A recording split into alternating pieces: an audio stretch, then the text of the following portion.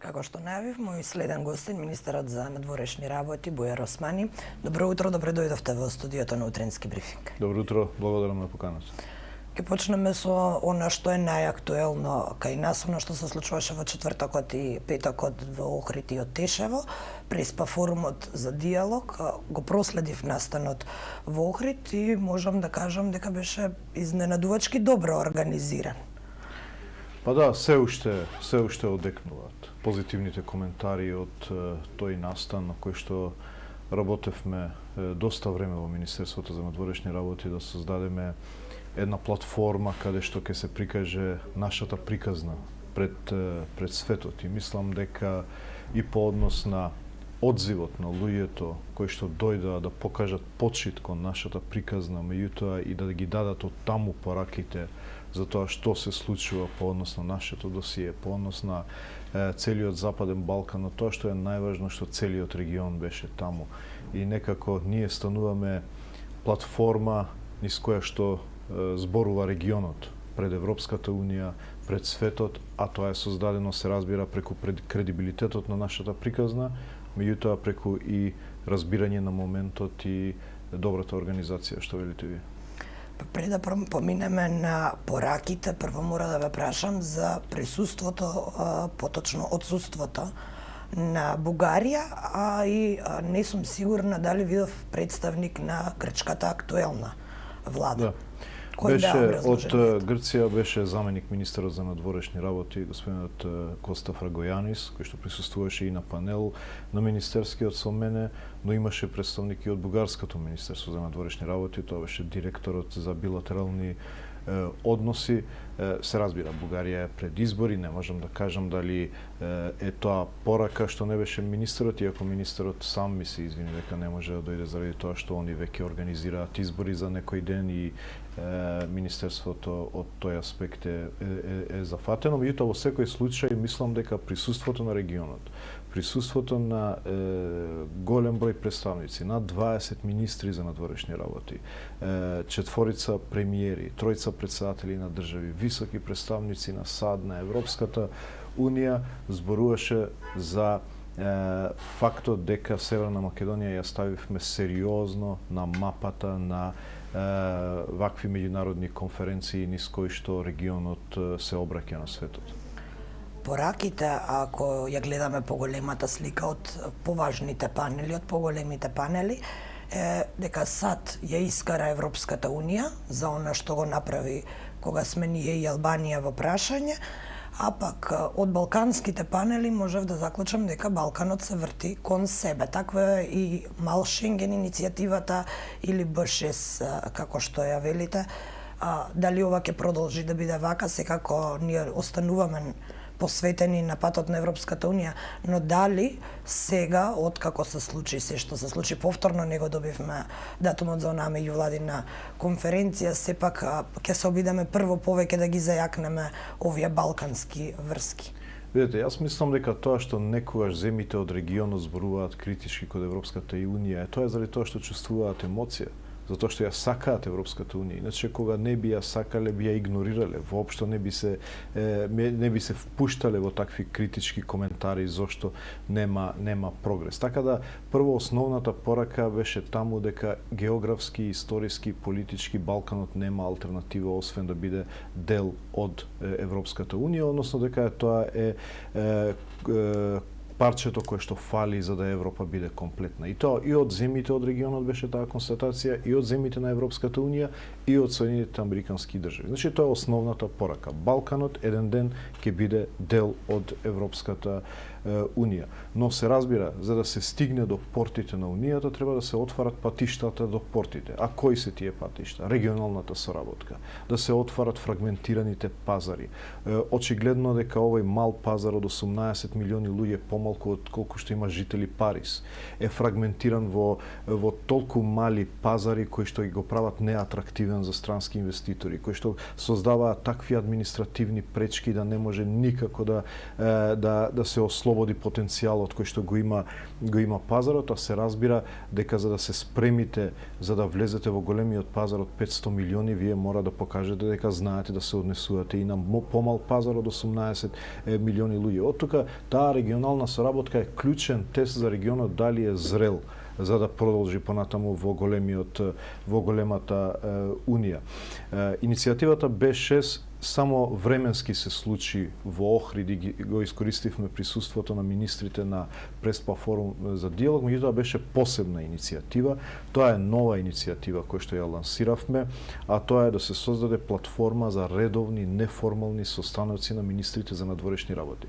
Ние сме навикнати во регионот некој секојаш да не повика, да не собира. Значи не се случило министрите за надворешни работи на регионот да седнат сами и да разговараат во еден неформален контекст за прашање за кој што ние имаме разбирање. И од тука се роди идејата да се собираме на секои 2-3 месеци. Секогаш кога ќе има некој голем самит на Европската унија, некоја голем настан, ние да се состанеме неформално, без официјални декларации, заклучоци, да разговараме што како посилно да влијаеме на тие настани. И јас сум среќен што првата успеа. Се надевам за 2-3 месеци ќе имаме новата средба и ова ќе стане редовна пракса по пат на C5 иницијативата, В4 иницијативата, кои што се добри примери на соработка. Значи да сумирам, пораката е регионална соработка, посериозна и автохтона наша, се разбира и во рамки на регионалните иницијативи, Берлински процес, економски и инвестициски план,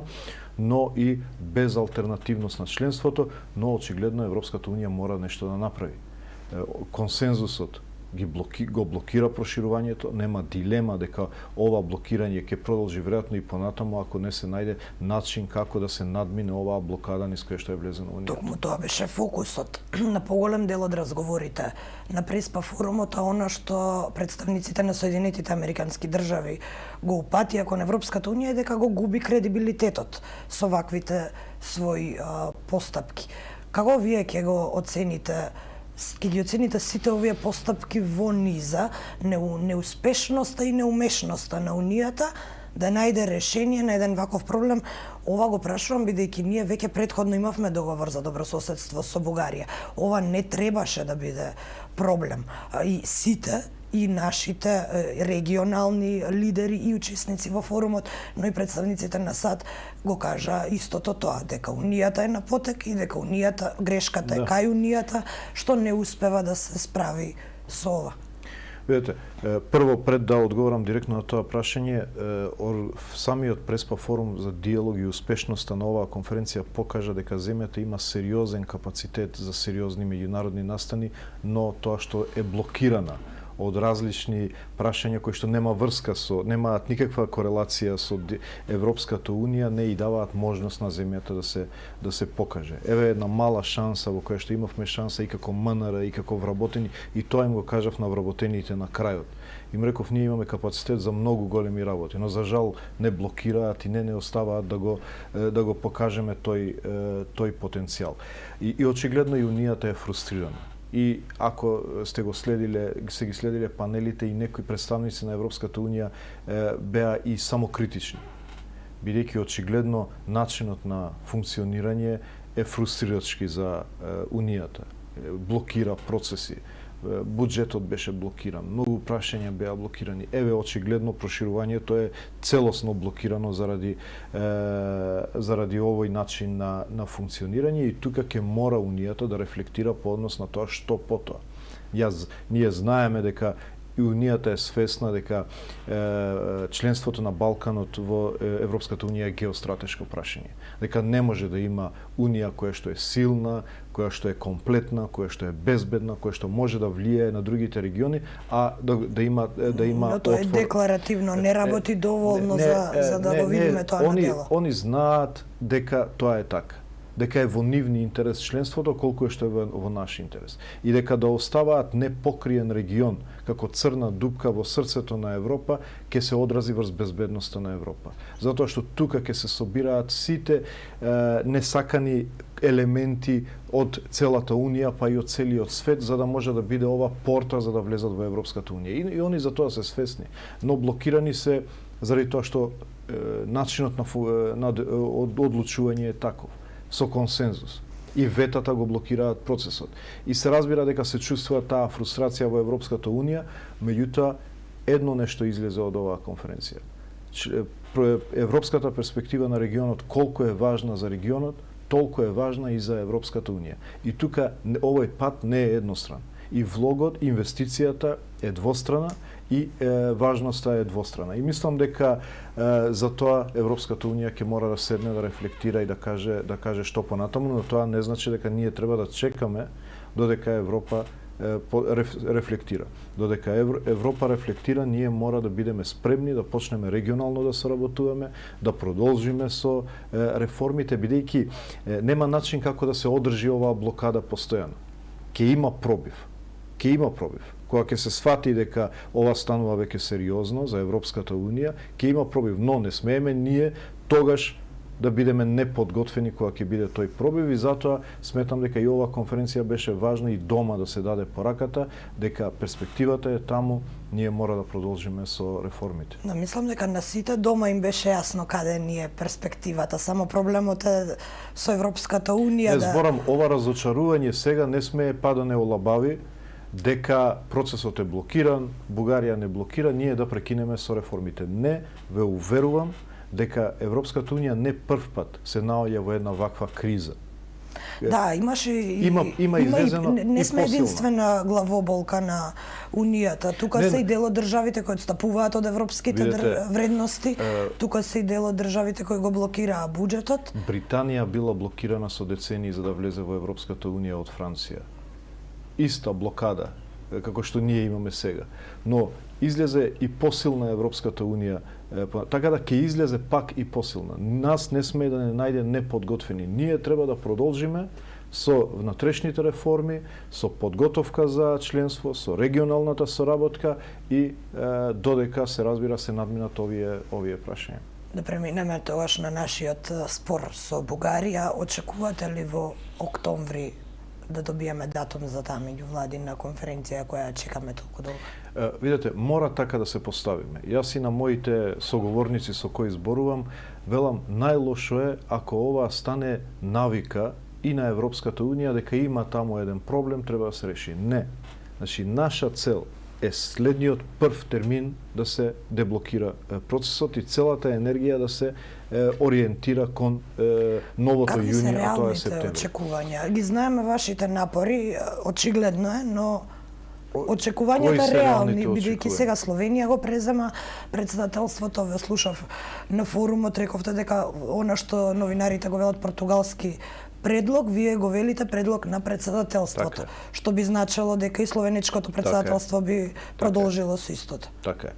Значи, прво што е предност е што очекуваме во септември да има влада во Бугарија. Тоа е многу важно, бидејќи очигледно тоа се покажа за пресудно немањето парламент, барем како алиби, ако не како вистинска причина. Нема да навлезам дали е тоа вистинската причина.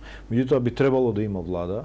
Се разбира, хипотетички може пак да нема влада и тоа дополнително да го комплицира процесот, но очекуваме да има влада, да има собрание. Словенија е председавач на Унијата, што значи дека е добар познавач и држава која што има голем интерес за регионот, но и има предлог на председателството кој што е во функција и треба да се продолжи на него. Лоша околност е што двете држави ќе бидат пред избори. И Бугарија пред председателски избори, октомври, ноември, и ние пред локалните избори. И сега не треба да бидеме многу дипломати дека изборите ги киднапираат ваквите процеси и го отежнуваат решението, но јас мислам дека треба да правиме напори, бидејќи после тоа станува па уште потешко, декември, влегуваме во француско председателство, француски избори и така натаму може да пропуштиме поголем период. Така да јас сега би се концентрирал на првиот гак кој што е крај на септември. Тоа не значи дека граѓаните сега треба повторно да живеат во тој циклус на очекување и фрустрација. Тоа е наша работа.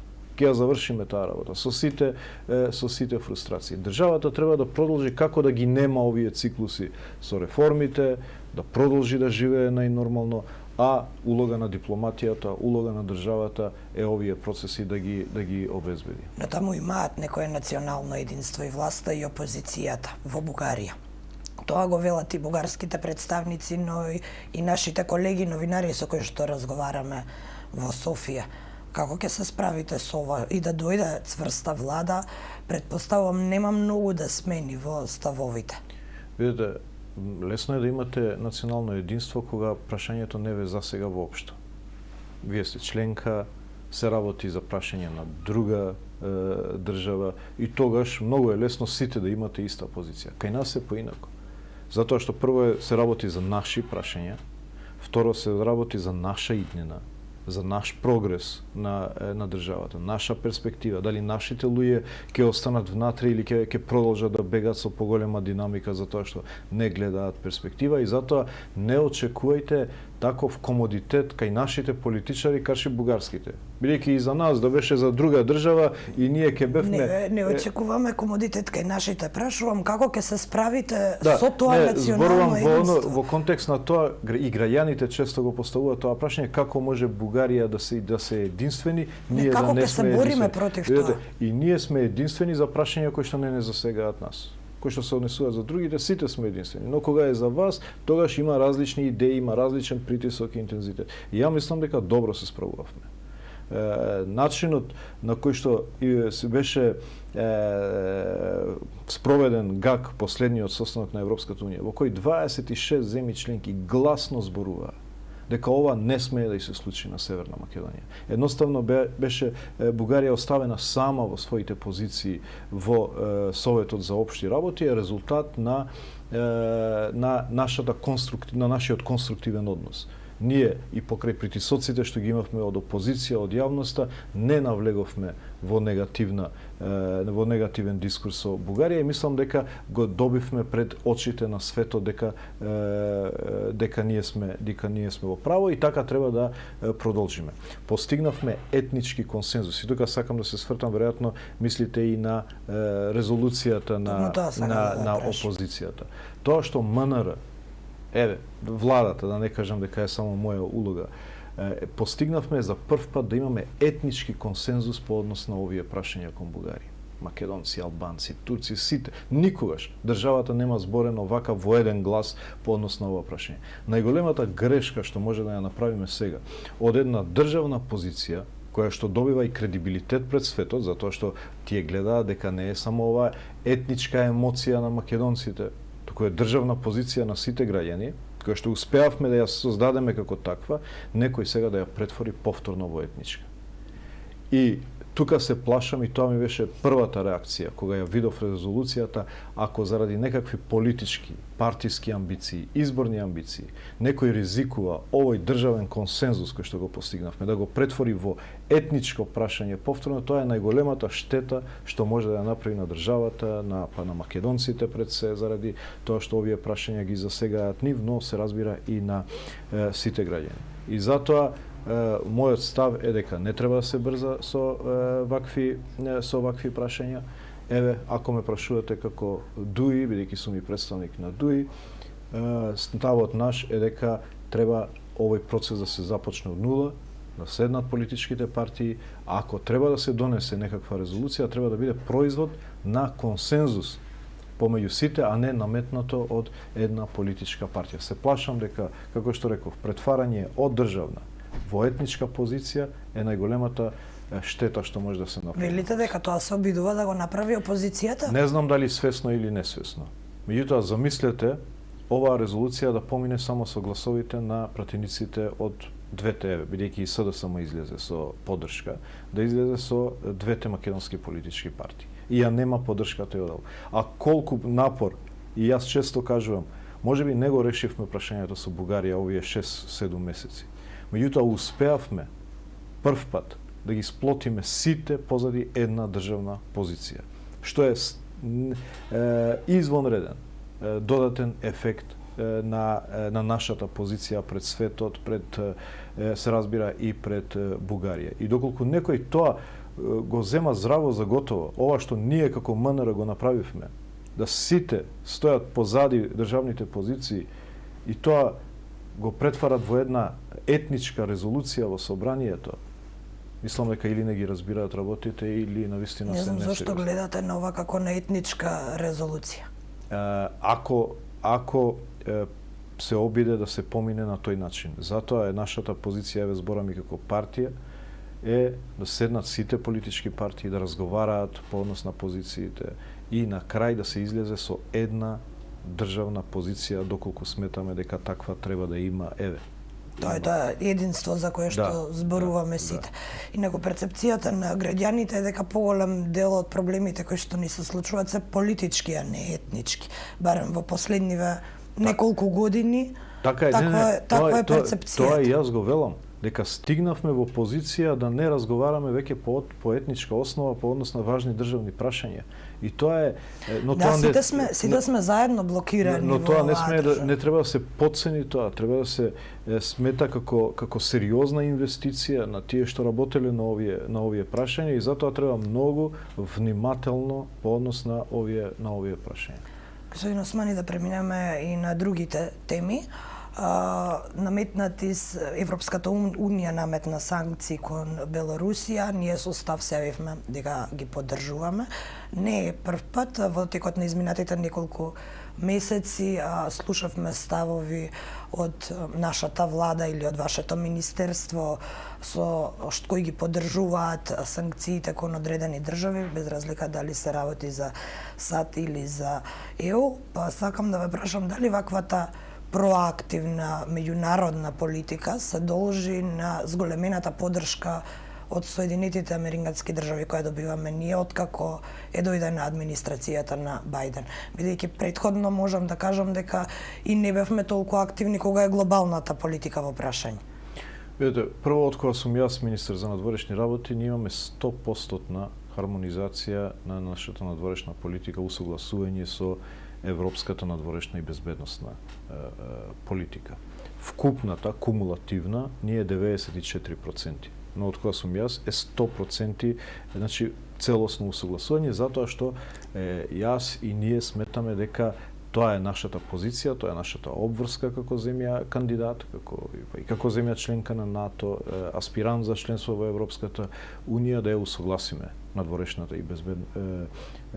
надворешната безбедносна политика и тоа го правиме и тоа треба да го правиме и мислам дека нема дилема ниту кај политичарите, ниту кај граѓаните по однос на нашата геостратешка ориентација.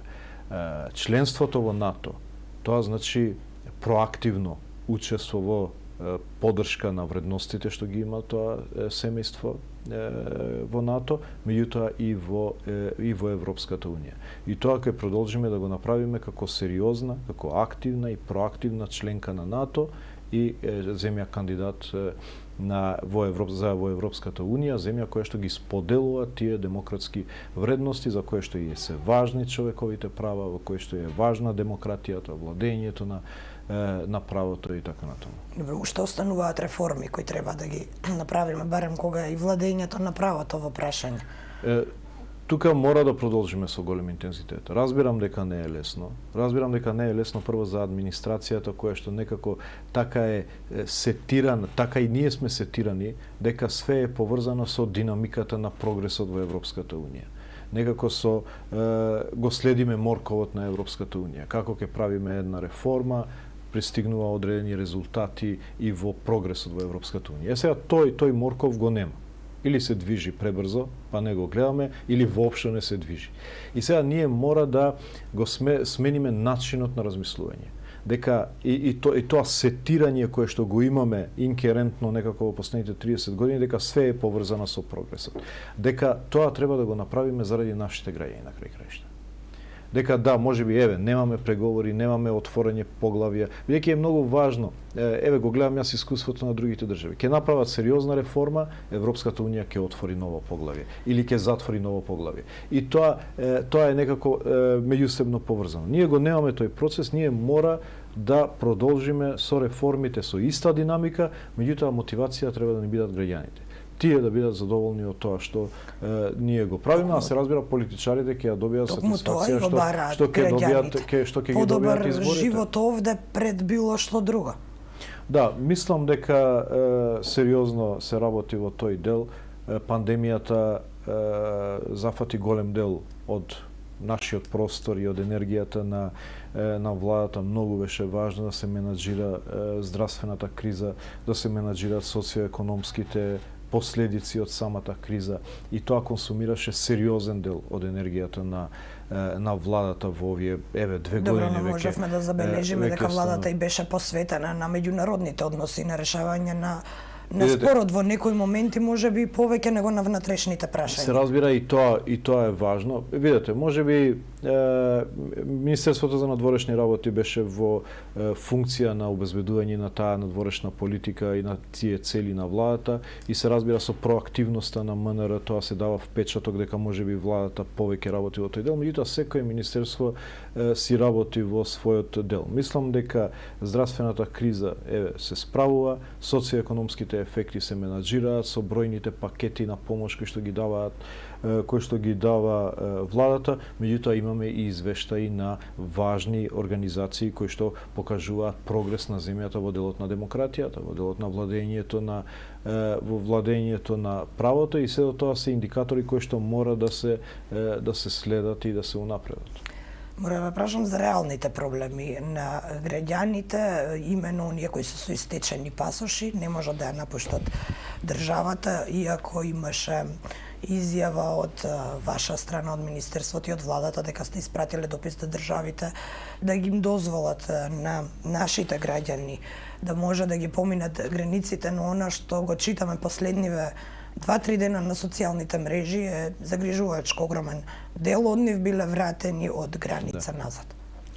Значи, пасошите ги дава МВР.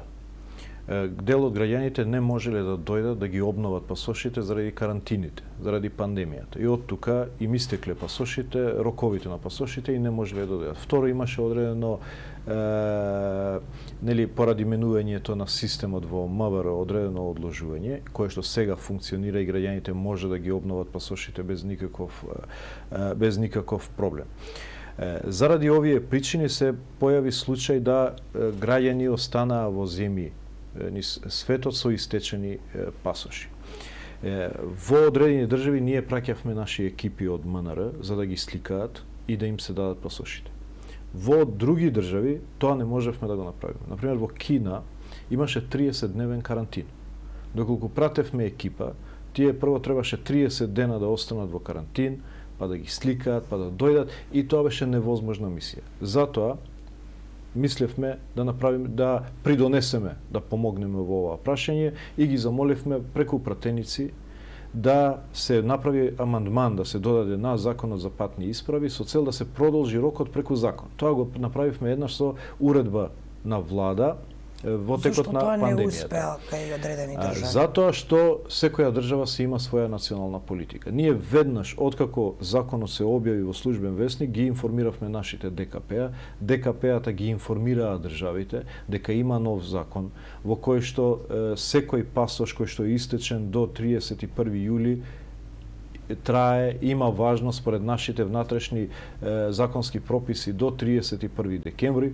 Меѓутоа, не секоја држава, има држави кои што го прифатија тоа објаснување. Ви дадоа ли барем одговор за да можете да ги известите граѓаните да знаат каде може, а каде не можат да поминат? Не, тоа е проблемот што се уште го разгледуваат тоа прашање, меѓутоа додека нема конечен одговор од државите, граничните служби не ги пуштаат граѓаните. И затоа јас дадов изјава дека има држави што го прифаќаат тоа објаснување наше, дека со закон сме ги продолжиле роковите, има држави кои што не ги прифаќаат. И затоа граѓаните да бидат внимателни. Сега граѓаните затоа што не сакаат да ризикуваат, сите се јавуваат во нашите амбасади имаше во амбасадата во Швајцарија редици на граѓани кои што чекаат за патни листови за да може да патуваат. Не секогаш во тој момент може ДКП-то да одговори веднаш. Јас вчера добив одредени реакции од граѓани во Швајцарија преку социјалните мрежи кои што стигаат директно до мене дека чекаат, патуваат, па немаат одговор и веднаш мобилизиравме све што имаме како ресурс. Па дури побарав и да се праќаат на испомош луѓе веднаш во овие амбасади, ако треба 24 часа да работат ДКП-ата за да им услужат на граѓаните кои што го чекале овој период на летото за да се вратат дома. Значи е комплексно прашањето кое што не зависи од една одлука. Тоа што можевме, закон сменивме за да го продолжиме рокот. Меѓутоа едноставно пандемијата беше виша сила која што им оневозможи на граѓаните да дојдат и да ги обноват пасошите или пак ни оневозможи нас да ги пратиме екипите за да ги завршат овие процедури, но мислам дека еве како се враќа механизмот во функција, дека тоа ќе се реши брзо. Господин Бујар Османи, благодарам што одвоивте време да бидете дел од денешниот утрински брифинг. Благодарам и на вас.